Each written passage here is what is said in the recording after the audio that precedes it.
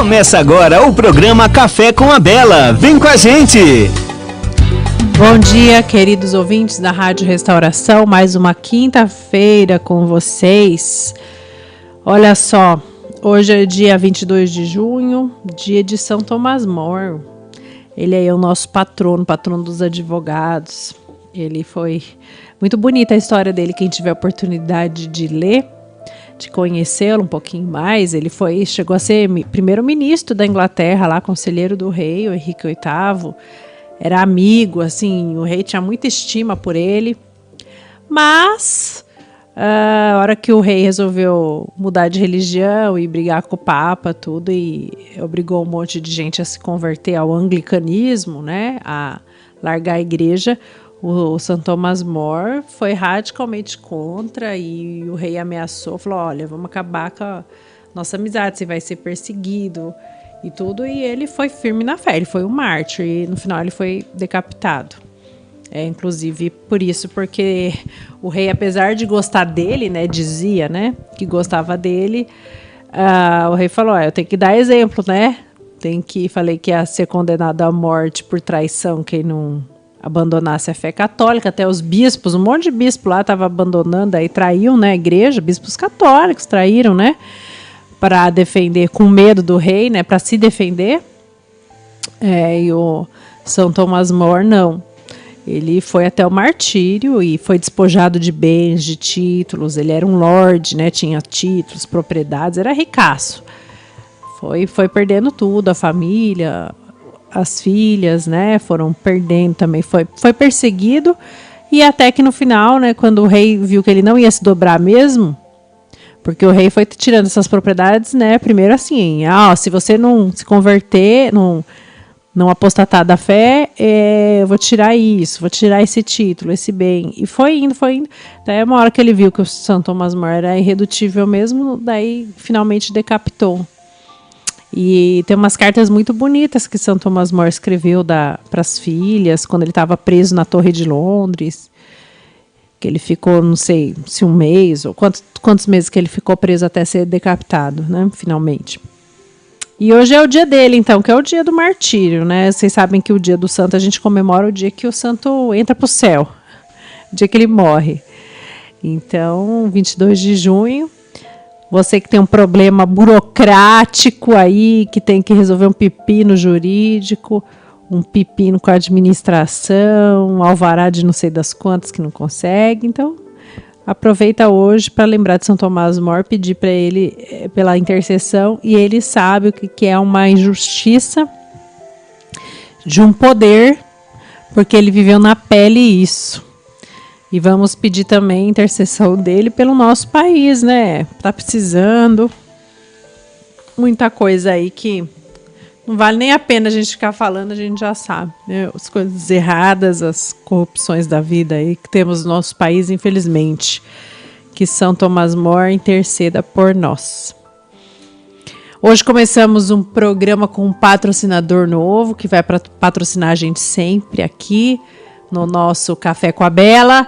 É o Café Odebrecht. Para quem está vendo a gente no vídeo, a gente está até tomando o cafezinho que eles forneceram. Esse é um café expresso longo que nós pegamos hoje. A cada semana a gente vai provar um cafezinho diferente, eu vou falar para vocês, tá? Mas o ambiente da cafeteria Odebrecht está muito bonito ali no Mercado da Prochê, vale a pena conhecer quem é de Londrina e região. E eles colocaram nas cadeiras aquelas pelezinhas para as pessoas sentarem, bem estilo gaúcho, estilo europeu. Quem já foi para Gramado sabe que eles fazem bastante isso, né, de forrar as cadeiras com pele, fica bem bonitinho, aconchegante. Então, dá vontade de ficar lá tomando um café. Quem quiser fazer um cafezinho essa semana, fica o convite de conhecer a cafeteria Odebrecht e principalmente prestigiar o nosso patrocinador. E não esqueça de falar também, tá? É importante para os nossos patrocinadores que eles saibam que você é ouvinte da Rádio Restauração, porque assim eles ficam incentivados a continuar patrocinando a nossa rádio, que afinal precisa dessa ajuda para levar a voz de Deus mais longe e mais forte. Para o programa de hoje, eu estava pensando da gente comentar um pouquinho sobre a autoestima, a formação da autoestima. que é importante para adultos e crianças esse tema. Eu vou me basear nesse livro aqui, vou ler alguns trechos, inclusive, chama Autoestima do Cristão, do Miquel Esparza, pela editora Quadrante. Só uma observação, gente, que eu fiquei sabendo que hoje em dia o nome do livro mudou, tá? O livro continua o mesmo, mas eles reeditaram e agora o nome do livro não é mais A Autoestima do Cristão, mas é Amor e Autoestima. Então reeditaram, mudaram o nome para Amor e Autoestima. Mas o autor, obviamente, é o mesmo, né? Michel Esparza. Quem quiser comprar, quiser adquirir, então procure Amor e Autoestima, do Michel Esparza. É um livro bem bacana, vale a pena, porque essa questão da autoestima é para todas as idades, gente. A gente tem muitos conflitos de autoestima, a gente vê depois de adultos, depois de idosos.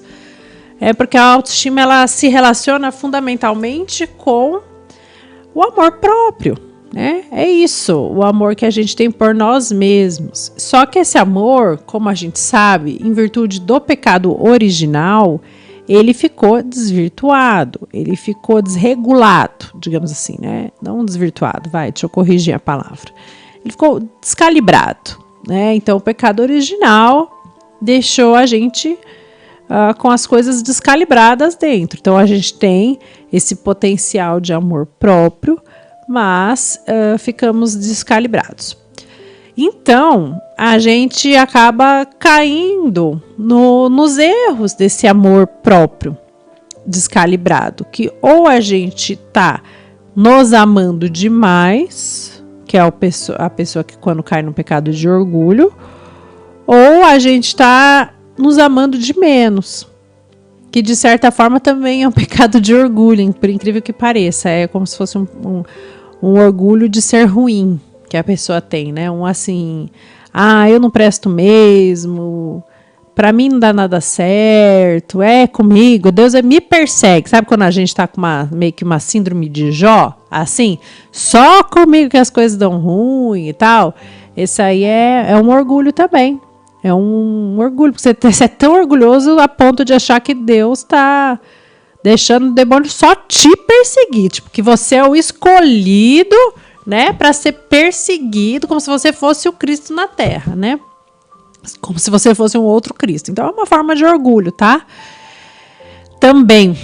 E qual que é o meio termo, que é a virtude, que é o que a gente deveria ter naturalmente, e que o pecado original bagunçou, é a gente ter um grande amor por nós próprios, tá?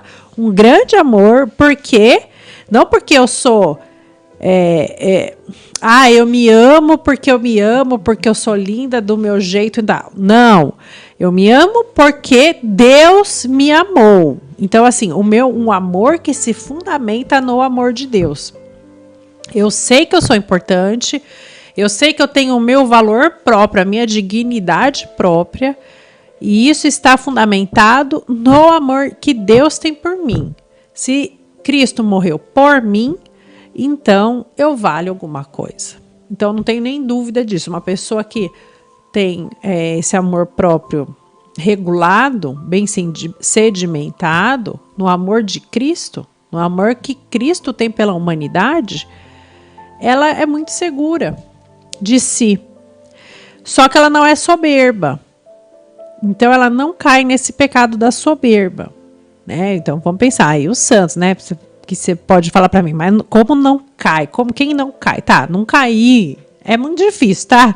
A nossa vida é eterno, cair, levantar. Então, eu tô falando isso para vocês, mas daqui a pouco eu posso cair no pecado do orgulho, né? Graças a Deus, hoje até já confessei. Então, espero não cair assim tão rápido. Mas a gente cai, daí se arrepende, Deus perdoa e se levanta, né? E se a gente estiver nessa luta por regular o nosso amor próprio, por amar-nos a nós mesmos, sabendo do valor que Deus tem por nós, aí tá tudo certo.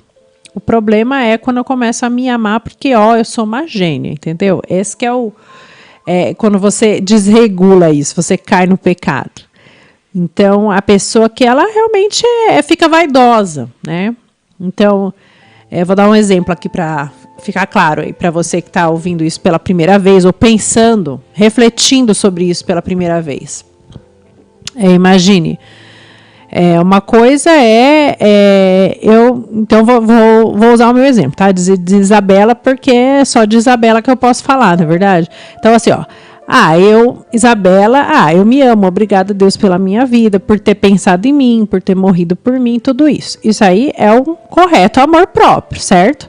Agora, se eu falar para Deus, Deus, obrigada, Senhor, porque olha, eu sou genial. Nossa, mas tudo que eu faço, o Senhor realmente me deu uma inteligência fantástica, tal.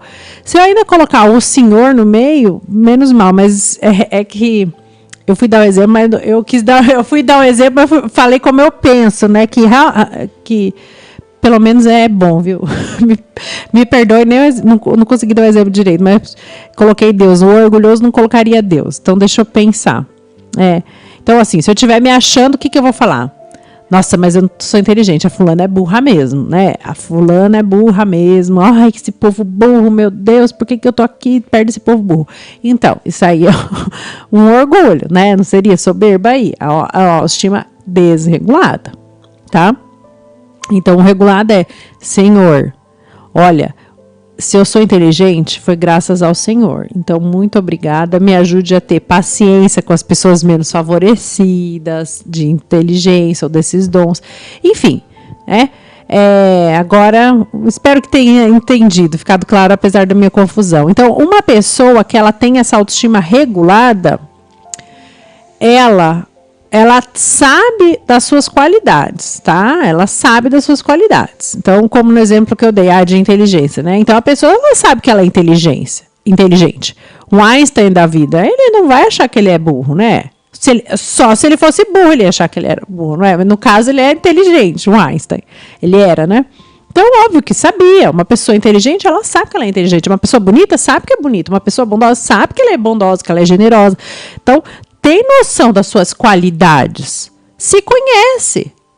Só que, ao mesmo tempo, sabe que não seria nada se não fosse Deus. Então, fala assim, Senhor, se eu sou bonita, ou bonito, né? Se eu sou um gatão, um modelo, não sei o que lá, obrigado, porque o Senhor me dotou disso. E eu consigo várias coisas boas com essa minha qualidade, com essa minha inteligência, com essa minha beleza, com essa minha sabedoria, enfim, né? Qualquer qualidade, né? Que a pessoa tenha.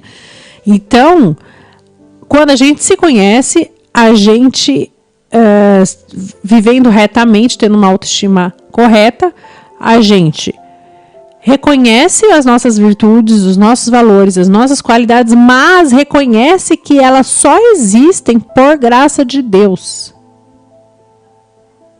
Então, assim, Deus podia ter me feito feia e burra. E, sei lá, o que mais? E não sei, né? Que negócio de inteligência e de beleza é o exemplo que mais vem na minha cabeça, né? Então, Deus podia ter me feito mais burra, mais feia, e não fez, né? Podia ter. Então, obrigada, Senhor, por isso. Lógico, eu tenho tais defeitos, e eu sei dos defeitos que eu tenho, mas muito obrigada por essas qualidades, e obrigada aqueles defeitos lá, obrigada também, porque eu sei que eu vou lutar pro resto da vida para eu adquirir. Né? Se eu for uma pessoa que eu não me acho inteligente, ou que eu tenho conhecimento, assim, nossa, mas eu não sou muito inteligente, eu não li muitos livros, ou eu não entendo as coisas rapidamente, tudo bem. Então, Senhor, obrigada, Senhor, por essa minha limitação, mas me ajuda a ir superando, porque ao mesmo tempo também a gente não vai ficar acomodado. Então, me ajuda a ser mais inteligente, ou me ajuda a ser inteligente na medida que eu preciso na vida, né? Não também por vaidade, mas para realmente crescer e fazer frutificar dons. Porque alguns dons, eles vêm, né? Deus dá, já faz de fábrica, né? Já vem no pacote, e outros é para a gente ir ganhando ao longo da vida, ou crescendo, para enriquecer o nosso ambiente, enriquecer a nossa família e tudo isso. Então, vamos pensar, eu não sou uma pessoa muito inteligente, eu acho que assim, na minha profissão, eu não estou fazendo tão bem o meu trabalho, ou eu não ter esse pensamento rápido igual aquela pessoa. Então, Senhor, me ajuda a melhorar nisso. Então, veja, não é uma falsa humildade e não é um pecado, porque a pessoa não está tendo aquela atitude assim de eu não sei nada mesmo, eu não consigo nada mesmo, eu sou ruim mesmo, não entendo nada mesmo, então nem vou procurar entender. Não, a pessoa está falando assim, eu não sou uma pessoa inteligente, eu sou meio limitado, meio devagar para entender, eu tenho que ler 10 vezes o texto para entender, mas me ajuda, Senhor, a ir melhorando na medida que o Senhor quiser, né, que o Senhor queira que isso frutifique. Que talvez também Deus não quer isso para nossa vida. Sei lá, dizem que o São Curadars lá, que como fala, é o patrono dos padres, é isso, né? Ele era burro, burro mesmo, né? Ele era limitado de inteligência, até no seminário não queriam deixar ele entrar, ele não sabia decorar os negócios, mas o que ele tinha? Ele tinha graça de Deus. Deus quis que ele fosse assim limitado. E em vez de ficar falando assim, ai meu Deus, como eu sou burro, de cair nessa soberba, né? Que eu falei, é uma soberba vívida ao contrário, né? Se achar o pior dos piores. Ele foi crescendo de graça em graça e com a limitação dele, foi mostrando muito mais a maravilha de Deus. Né? Porque assim, imagina, se era puro dom de Deus, que ele entendia o pecado, que ele às vezes até via os pecados das almas, né? A pessoa ia confessar, ele já sabia o que a pessoa tinha feito, porque assim, talvez Deus quisesse mesmo deixar aquele instrumento bem burrinho, bem cru, para a pessoa ter certeza, quem vive em volta dele, que isso aqui não é porque ele é espertalhão, ele sabe o que está acontecendo, não, é puro dom de Deus, para assim, fazer ficar mais visível mesmo o dom de Deus. Então, mas ao mesmo tempo também, isso não foi uma desculpa para ele pegar e falar, vou ser burro, né? Então, na medida da limitação dele, ele tentou melhorar, para dar mais glória a Deus. E se não foi possível, paciência.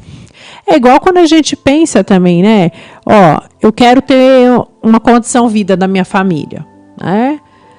Uma condição vida da minha uma condição boa de vida da minha família, pode ser simplesmente porque eu quero por vaidade, para os meus filhos serem melhores que os filhos dos outros, para eu poder pagar bastante aula, sei lá, de inglês, de não sei o quê, e meus filhos serem uns melhores, né? O supra-sumo, porque eu não tive isso.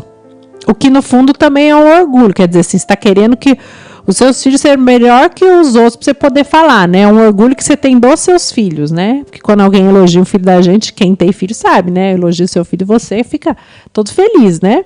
Então, quando seu filho vai ser bom falar inglês e tal, é como se você se achasse também. Então, aí é o orgulho, certo?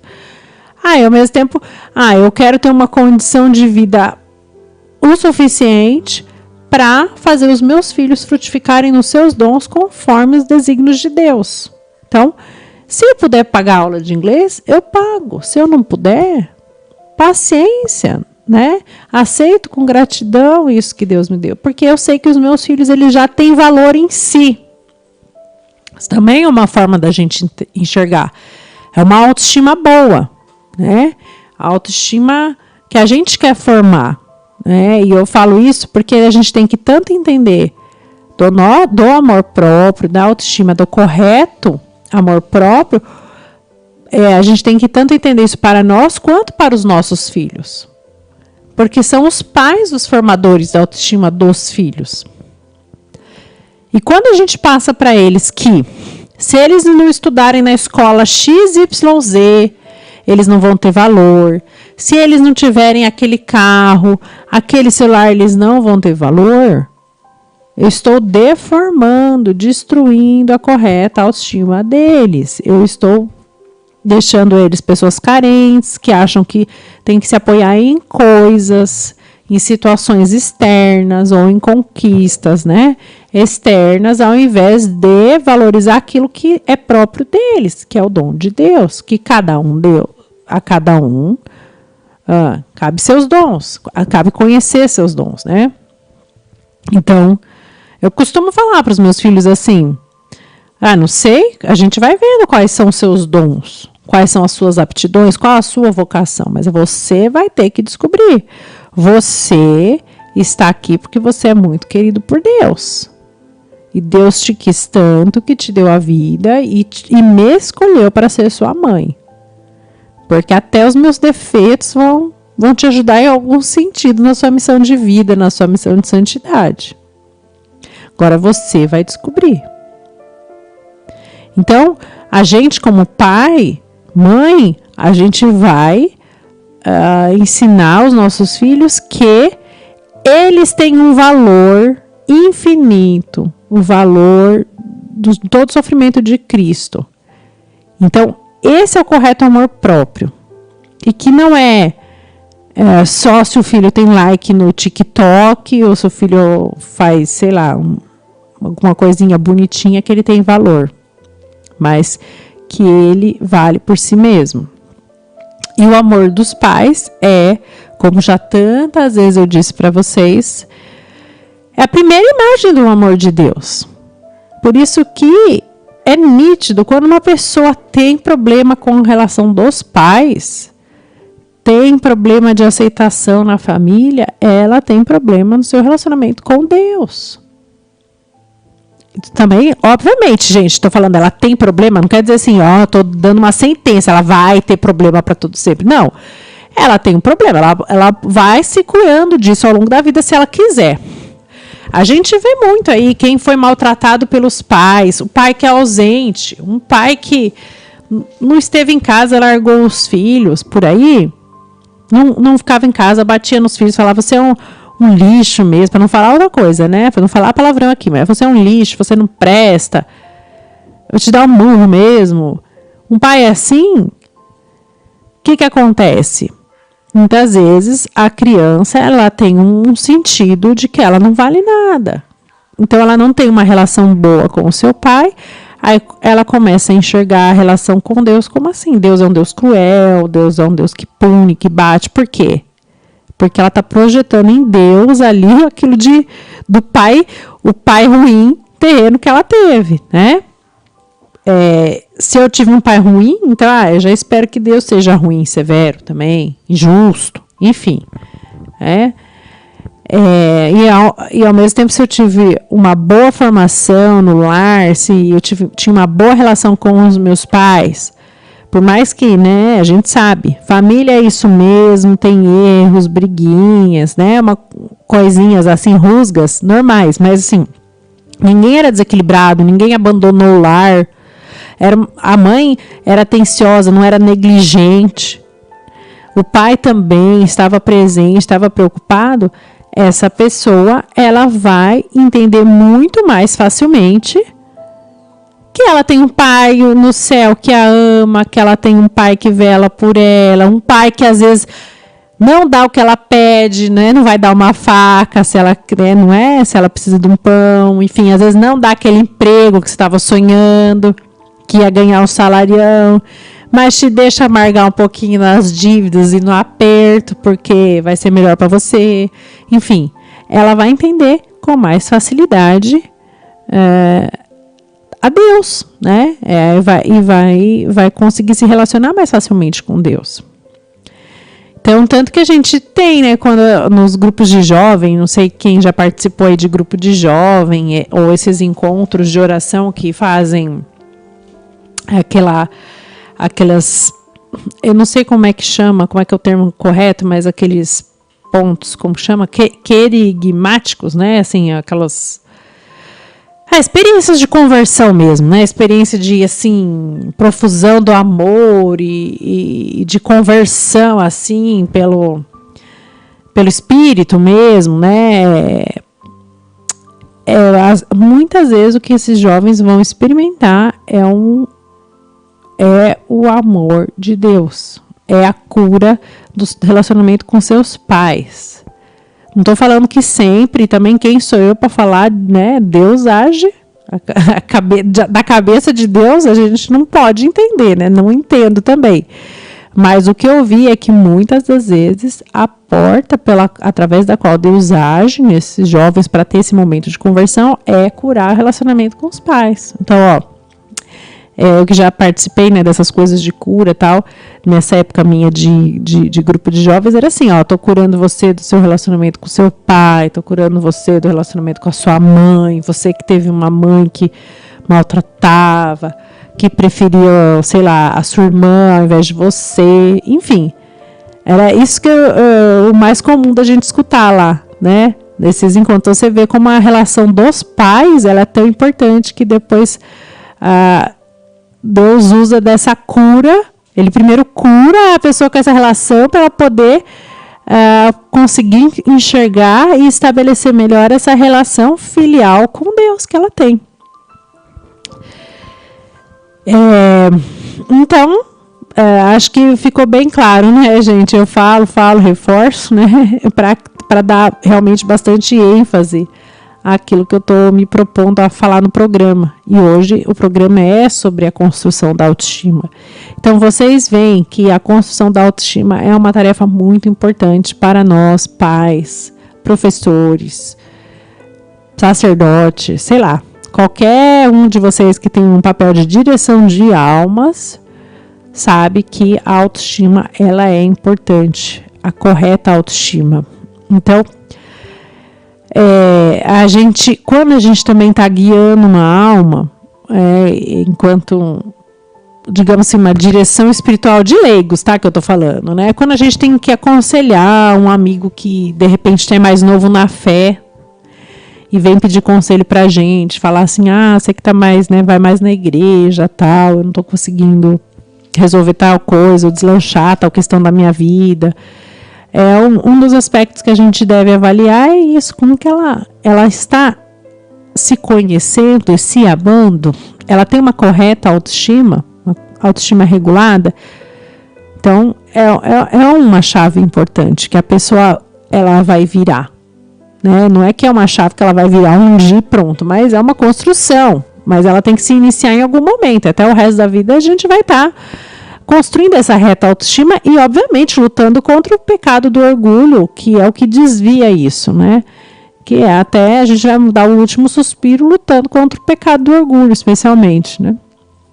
Mas, se a gente tem consciência dessa luta e da importância de tá com a ordem do amor regulada e a gente voa, né? Assim, a gente caminha para a santidade, né? Com mais facilidade. Que mais aqui que eu anotei do amor e da autoestima?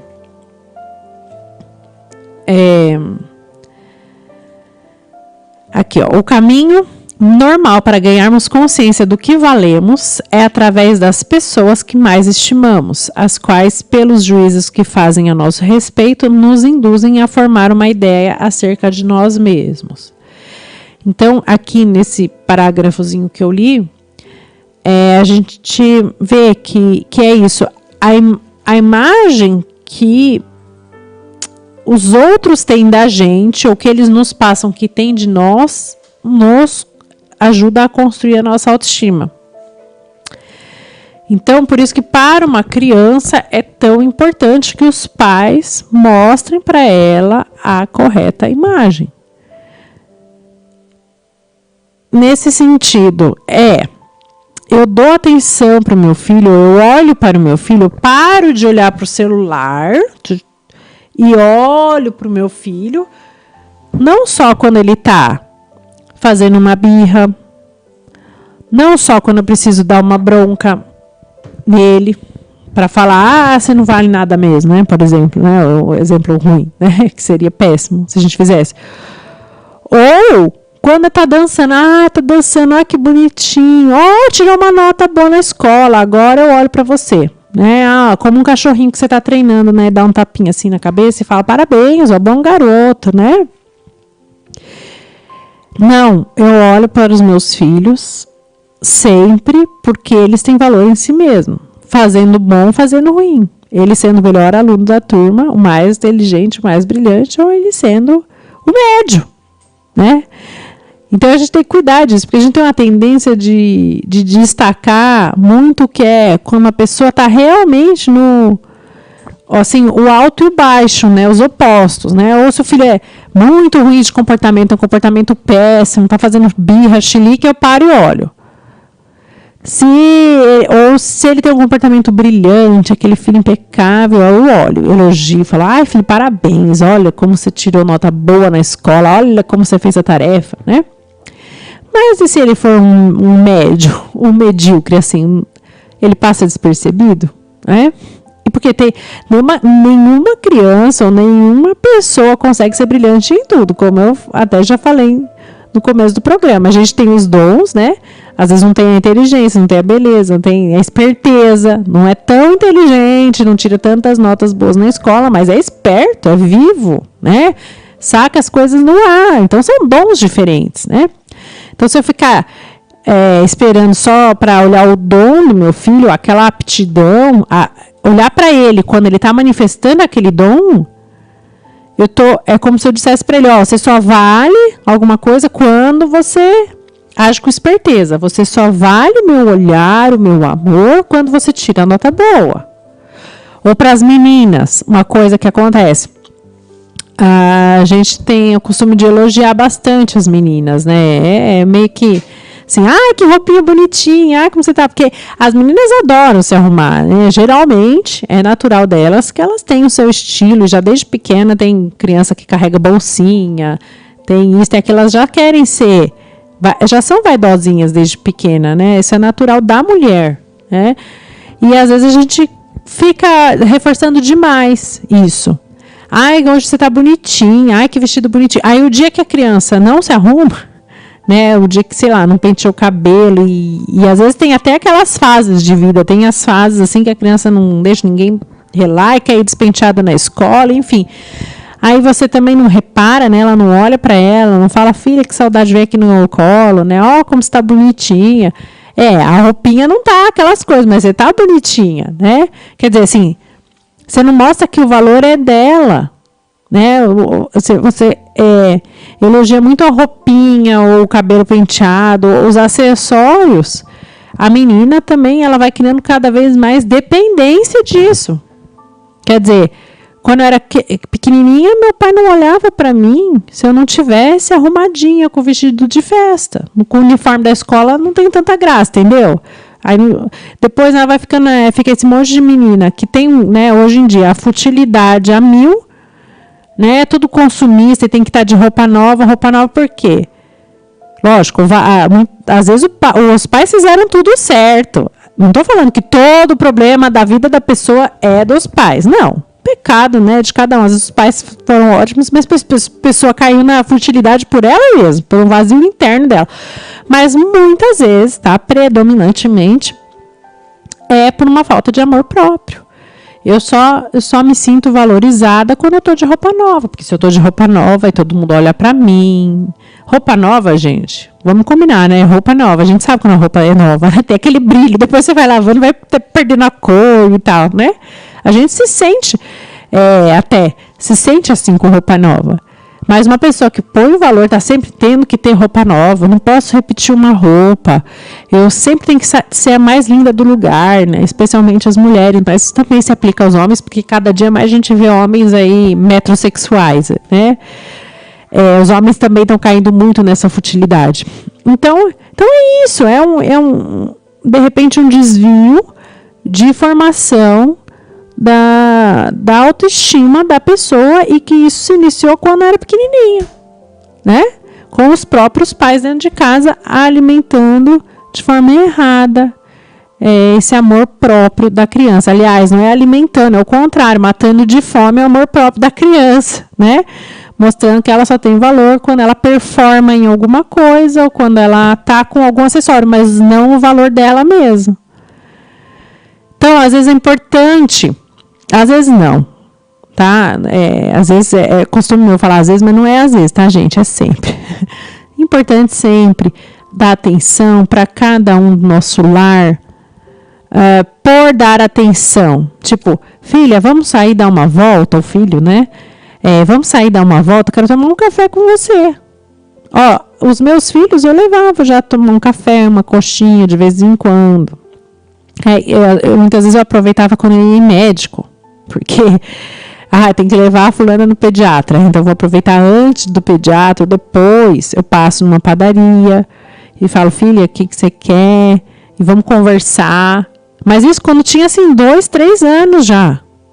Porque eu aprendi, né? Fui aprendendo. Que eu não vou construir esse relacionamento com meu filho quando ele for adolescente. Eu vou construindo pequenos momentos. E vou conversando. Então, filho, eu quero conversar com você. Me conta como foi o dia na escola hoje. Nada. Então tá, não tem nada. Então eu vou contar um pouquinho do meu. Aí você conta alguma coisinha. Porque você vai formando. Vai formando o caráter. E vai mostrando pro seu filho que ele tem valor em si mesmo. Então você não chama seu filho para conversar só quando ele fez a maior burrada. Filho, vamos conversar. Precisamos conversar. Não. Eu quero conversar com você sempre. Você tem um valor sempre. Você não precisa fazer uma burrada para ter minha atenção. Ou você não precisa ser o gênio da escola para ter minha atenção. Tirou nota 10. Agora nós vamos sair. Vou passear, vou levar você para tomar sorvete. Não que seja errado você levar o filho tomar sorvete, comemorar uma conquista pessoal. Mas não pode sempre estar vinculado, né? Esses momentos de atenção estar vinculado a uma conquista externa. Senão fica o quê? Esse monte de adulto que a gente vê cheio de buraco existencial, que se não tiver no topo, não tiver no cargo bom, com o carro melhor, acha que ninguém gosta dele. Minha família não gosta de mim. O dia que eu falar para minha esposa que ela não pode mais gastar tanto por mês, ou vou tirar o motorista dela, que eu falar para ela a verdade, que eu tô falido e ela tem que vender o carro, ela não vai gostar mais de mim. Isso aí é uma pessoa que teve provavelmente a infância toda pautada nisso, né? Não ter atenção dos outros só quando tinha um ganho exterior, né? Então, é um aspecto importante para a gente cuidar. Deu bastante tempo aqui que eu estou falando, vou fazer um intervalinho, que senão a coisa fica cansativa para vocês e para mim também. Fiquem por aí que eu já volto. Queridos, voltamos aqui, eu estou com o meu cafezinho da cafeteria Odebrecht, muito bom, quentinho, passem lá pegar o seu. Vale a pena conhecer a cafeteria lá no Mercadão da Prochê, você que é de Londrina. E se você não é de Londrina, eu descobri que a Odebrecht também tem cápsulas de café, vocês podem encomendar o seu café, grãos, tá? Vão lá conhecer. Bom, por que a gente está falando aqui de autoestima, né? Formação da autoestima, né? Parece uma coisa tão de psicólogo de internet, ficar falando, informação da autoestima do seu filho, né? E daí, aquelas frases de efeito, né? De esteticista, né? Que a gente ouve muito, né? Você tem que fazer suas unhas, faz bem para a autoestima. Vai lá no salão fazer pôr cílios, aplique não sei das quantas, porque sua autoestima vai ficar bem alimentada, né? É lógico, a gente tem que se cuidar exteriormente também, né? Porque nós somos corpo e alma, então o corpo não deve ser negligenciado. Mas a gente ouve muito assim, exageros que não são muito autoestima, né? Elas caem, aí elas entram no exagero que vira o pecado da vaidade mesmo, né? Só que é importante a gente conversar sobre tudo isso, não apenas por questão do pecado, para nos prevenir de cair no pecado, do orgulho e tal, mas também porque o próprio Cristo assim determinou, né? Ele fala, amai-vos uns aos outros, né? Assim, como que é? Amai o próximo como a ti mesmo. É isso que, né, foi falado pra gente, o mandamento. Então, se eu amo o meu próximo como a mim mesmo, se eu me amo muito mal, eu amo o próximo mal, entendem? Então, Deus não dá ponto sem nó. Né? Cristo não falou uma mensagem incompleta, não falou nenhuma mensagem vazia, incompleta, ou que não tenha um sentido assim muito bonito. Isso que é interessante, né? Quando a gente vê na Sagrada Escritura, até qualquer frase de Jesus, você consegue, assim, ter uma amplitude de sentidos e você vê, né, como uma coisa era profunda, né? Profunda mesmo. E uma dessas é essa, né? Então mas eu tenho que me negar a mim mesmo o tempo todo para eu amar o próximo? Não. Eu vou amar o próximo como eu amo a mim mesmo. Com um amor reto, um amor ordenado.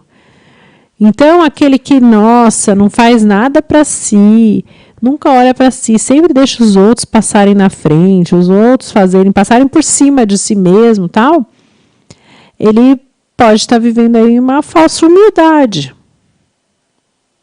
Até por ter uma autoestima muito baixa, ele não se valoriza tanto.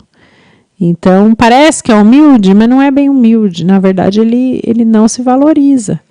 Porque a alma humilde, ela se valoriza, gente. É esse que é o pulo do gato, né? Uma alma humilde, ela se valoriza. São José, por exemplo, né? Que falando em humildade, me vem à cabeça São José. Um homem humilde. Nossa Senhora também, né? Mas São José é um homem humilde, dócil aos desígnios de Deus, obediente. Ele nunca falou assim, eu sou o pior dos homens, ou eu não veio com um discurso assim. Porque isso não é humildade, isso é falsa humildade.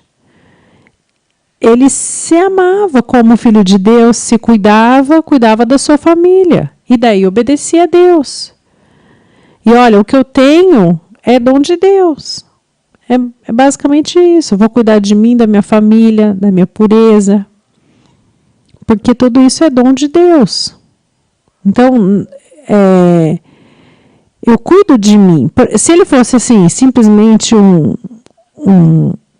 humilde desvirtuado, digamos assim, ou que vivesse dessa falsa humildade, poderia falar, não, vou viver aqui, ó, não vou para o Egito, não, vou ficar aqui, porque eu quero ser perseguido, eu quero que meu filho adotivo aí, né, seja perseguido, chicoteado. Não, ele então, humilde, ele obedece, ele é humilde, ele pensa primeiro em Deus, mas ele pensa em si junto com Deus, entendem? Ele cuida de si, ele cuida dos seus. Então, por exemplo, um falso humilde, ele pode dar preferência ao filho dos outros, em detrimento dos seus. Não, eu vou cuidar mais do meu filho. Não, porque é uma humildade, eu vou cuidar mais do filho do vizinho do que do meu filho. Essa criança carente e tal, eu vou dar uma atenção para ela. Mas esquece dos seus? Também é uma questão para a gente ver, né? Lógico, se der para conciliar, ótimo. Não estou falando, não dê atenção para os carentes. Não é isso que eu estou falando. Mas, às vezes, a pessoa desvirtua a vocação dela, né? Por exemplo, eu sou a mãe dos meus 3 filhos. Todo mundo sabe que eu tenho 3 filhos, né?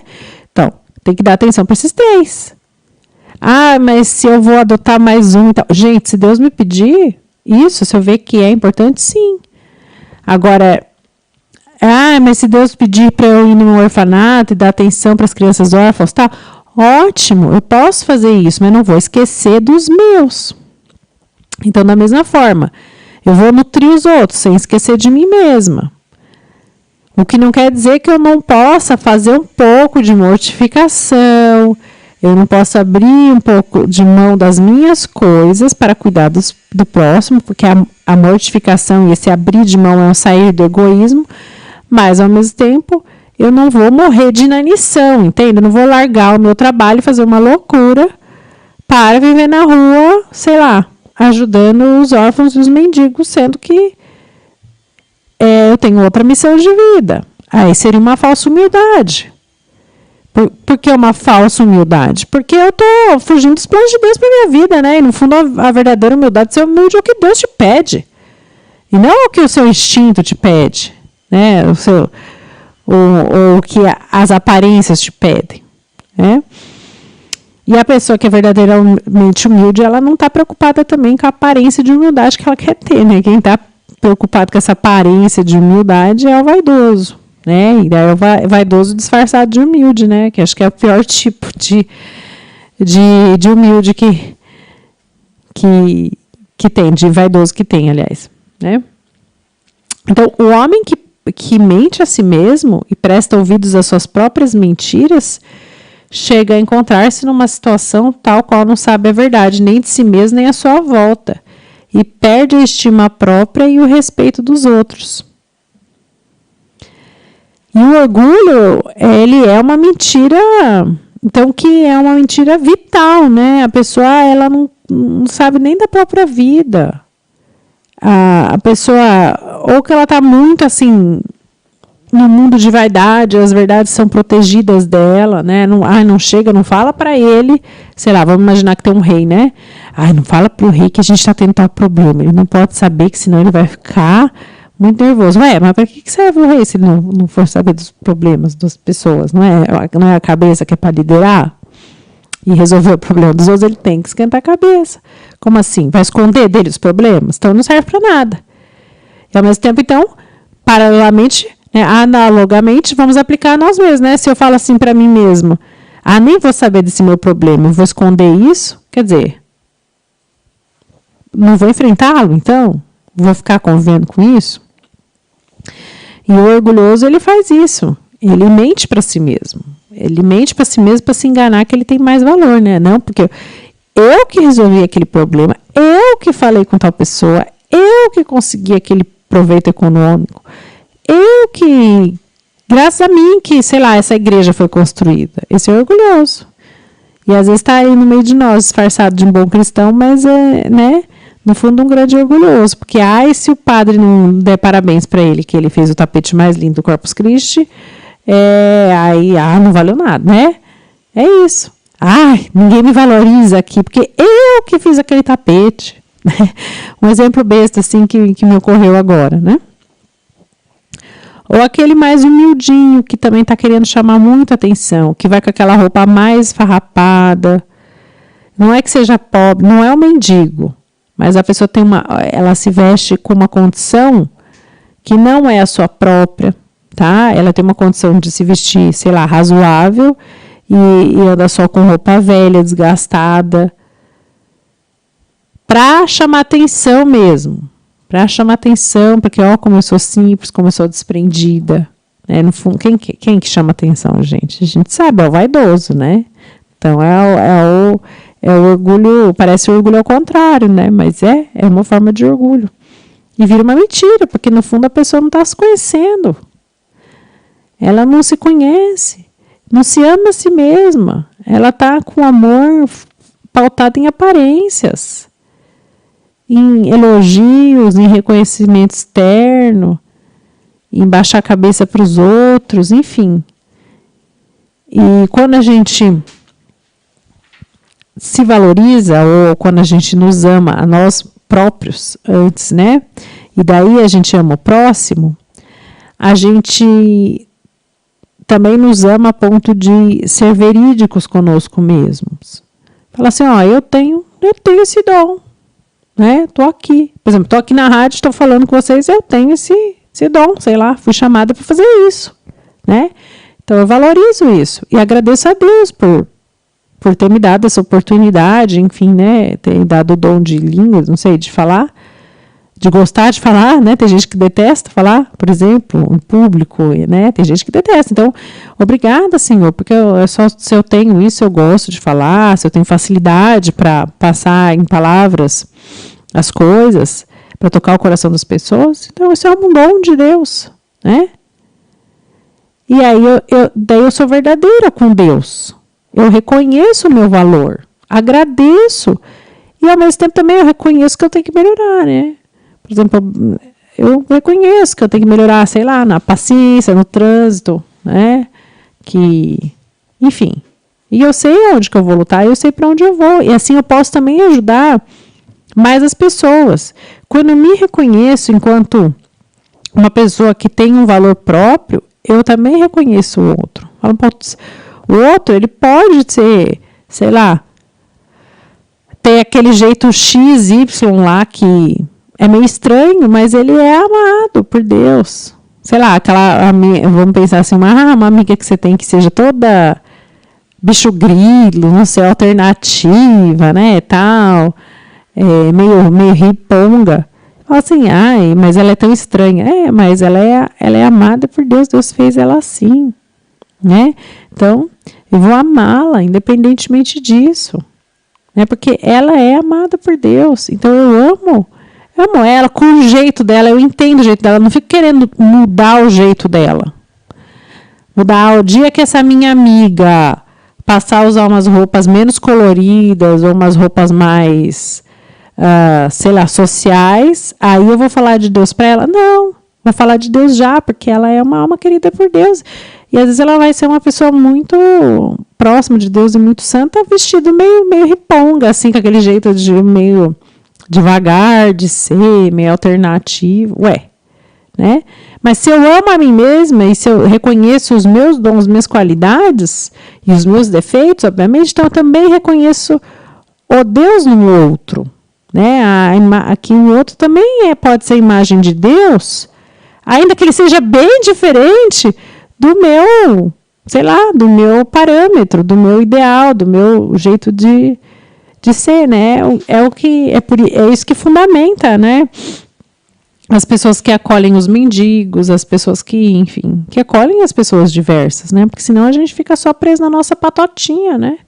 Uma pessoa que é igual a mim, que se veste igual a mim, que tem uma profissão como a minha, que estudou igual eu, aí eu acolho, aí eu vejo Deus nela, aí eu vejo assim, realmente ela é a imagem de Cristo, porque eu entendo o sofrimento dela. Não, mas é a outra que é devagar, a outra que é muito rápida, muito acelerada, muito estabanada. Essa aí também é a imagem de Cristo, de alguma forma. Então eu tenho que enxergá-la, né? E os nossos filhos, né? Obviamente, né? Os nossos filhos não vamos querer moldurá-los, deixar o nosso filho a nossa cópia, né? Os pais com autoestima baixa, muitas vezes querem deixar os filhos as suas cópias. Por quê? Ele só vai ter valor se ele for um gêniozinho, se ele tiver um escritório, se ele for um médico, tiver uma clínica, sei lá, né? Por que eu acho isso? Porque, no fundo, meu pai me ensinou que era assim, que ele me valorizou assim, né, com a aparência, aí eu vou valorizando meu filho na aparência? Não, eu vou valorizar meus filhos ainda que eles, sei lá, não tem a vocação a mesma que eu tive, não vai ter a profissão a mesma que eu tive. E a gente vê aí muitos conflitos dos adolescentes, quando eles chegam, né, na adolescência, eles têm uma consciência maior das coisas que acontecem no seu entorno. Porque, como eu falei, a criança pequena, você está valorizando só situações internas, mas ela ainda não tem consciência. A hora que chega na adolescência, ela cria consciência, ela olha para trás, assim, vê o jeito que meu pai me criou, aí ela vê os erros, né? Ela vê mais nitidamente, ela cria uma consciência, né? Ela já tem mais parâmetro para isso. E vai olhar e vai falar, meu pai me criou para ser, vamos supor, meu pai me criou para ser médico. Se eu não for médico, meu pai vai me abominar, vai me deserdar, enfim. E não é isso que a gente quer. A gente quer que o nosso filho, ele conheça os seus dons, conheça a si próprio. E ame-se a si próprio. E eu vou amá-lo. Lógico, eu gostaria que ele tivesse a profissão, de repente eu falo, eu gostaria que você tivesse a minha profissão, porque eu sou apaixonado pela minha profissão, mas eu quero que você seja tão apaixonado pela sua quanto eu sou pela minha, né, por exemplo, ou que você seja feliz, frutifique os seus dons. Então, aquele filho estabanado, aquele filho que gosta de corrida de carro, aquele filho que gosta de esporte e é péssimo na escola, aquele também vai achar seus dons e também vai ser amado, né? E eu vou buscar enxergar Cristo naquele comportamento. Fala assim, nossa, olha só, tão estabanadinho, tão não sei o que lá, mas olha, vê como tem um coração generoso. Tem imagem de Cristo ali para a gente se apegar, né? Olha só o dom dele e tal. Enfim, essa é a reta autoestima. Eu fiz um pupurri aqui no programa de hoje sobre a autoestima, não dá para a gente comentar o livro inteiro, né? Porque senão também ia ficar muito maçante, né? Senão ia virar um programa de leitura de audiolivro. Né? Não é esse o intuito. O intuito é a gente comentar e discutir os aspectos. Quem quiser pode ir atrás do livro, eu recomendo. Quem tem papel de educador, formador, ele fala bastante sobre isso, a correta autoestima. E até é muito bom que vocês entendam sobre o tema, porque hoje muita gente na internet falando abobrinha, né? Ai, cuida da sua autoestima, vai lá, gasta um monte, porque você merece ser feliz, faz bem para sua autoestima. Não, isso aí é uma autoestima desvirtuada, não é? né? Imagina que a autoestima a gente precisa pecar, né? Gastar que nem louco, ser consumista, né? Enfim. Espero que tenha ajudado vocês. Fiquem por aí, até a próxima semana. Abrigo verdadeiro, em ti encontrei. Eu te amo, razão. Meu desejo é contigo sempre estar. Eu te